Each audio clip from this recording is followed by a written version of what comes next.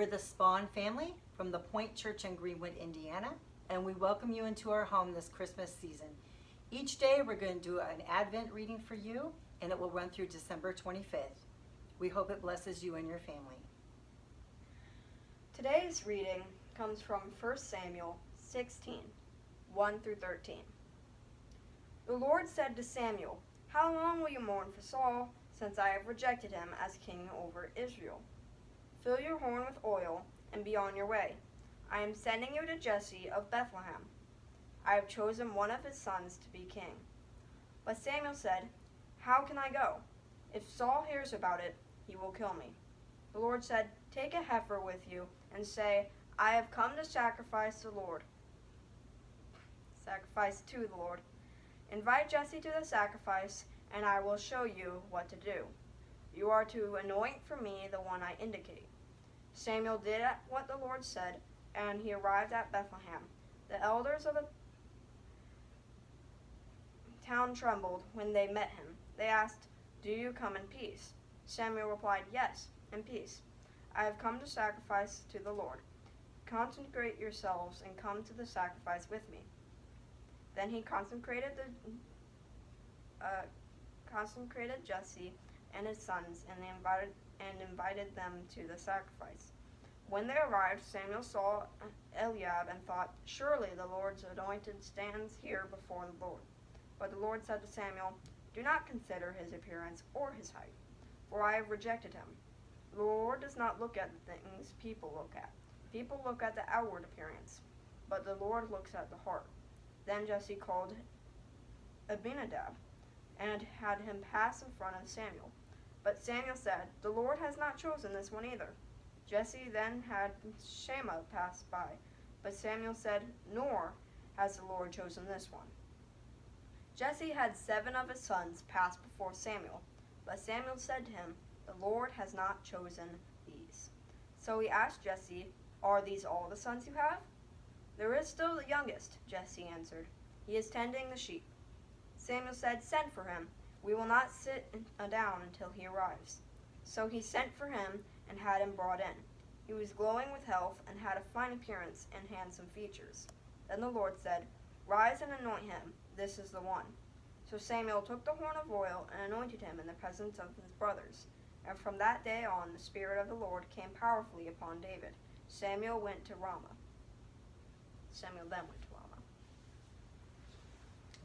Do you guys know who your great-grandpas are? Great-grandmas are? I only know Grandpa Umbahan. Great-grandpa Ambahan? Do you remember what he did? He was a farmer. He's a farmer. Do you remember his wife, your great-grandma's name? No. Not really. I think I only Mildred. met her when I was like once And as a then- toddler. Then your great-grandpa on Papa's side was Grandpa Lane, and he was also a farmer and a factory worker. They had a tree farm, and it was your Grandma Nona was his wife. Then there's also great-grandpa Spohn, who was a carpenter and a pastor, and great-grandma Pansy, who was a teacher and principal. And they were missionaries. Yeah. And then what about your mom's? Your mom's?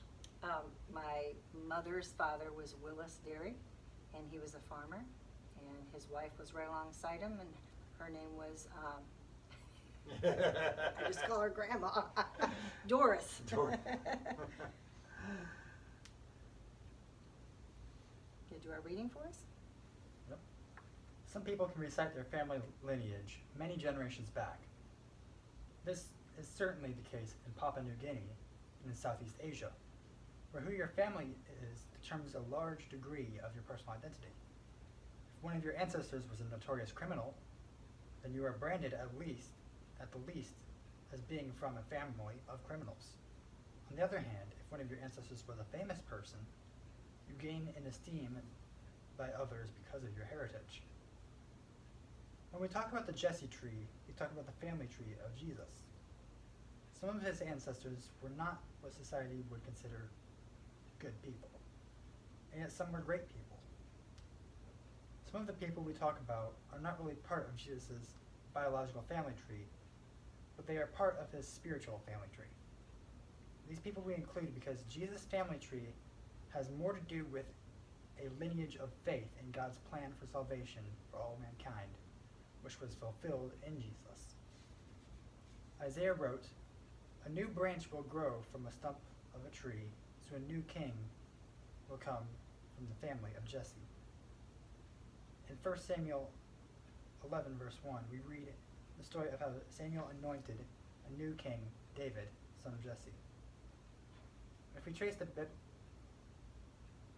biological family tree of Jesus, it goes back to Jesse, and we know that Isaiah's prophecy was fulfilled in Jesus.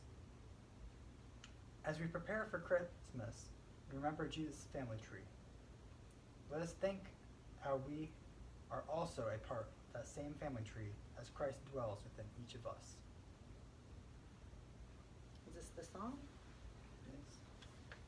So we probably should explain, and I forgot to do that at the beginning, that we got this book years ago at Indian Lake Campground in Michigan from a missionary who visited there, and it's called The Jesse Tree.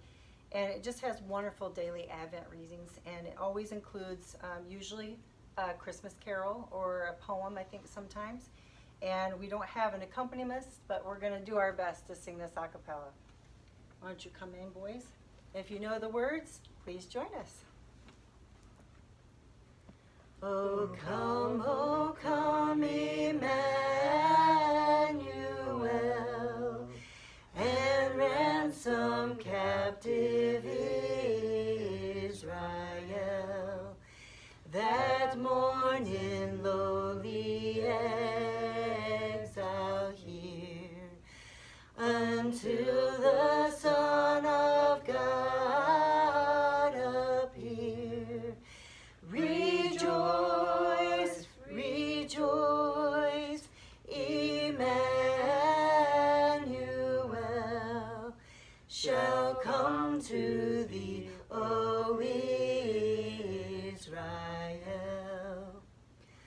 O come, thou dayspring, come and cheer our spirits by thine advent here.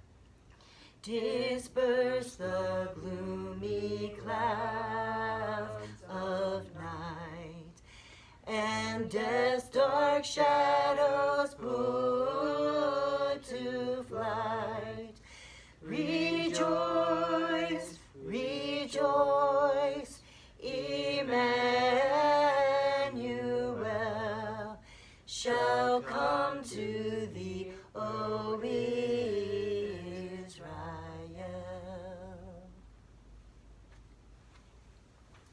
Let's pray.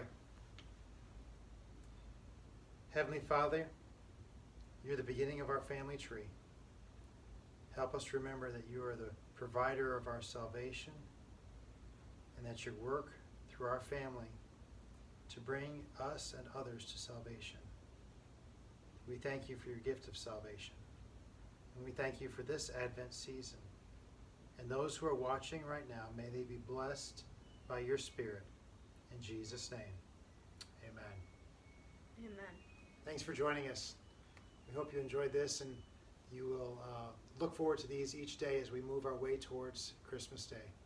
God bless you.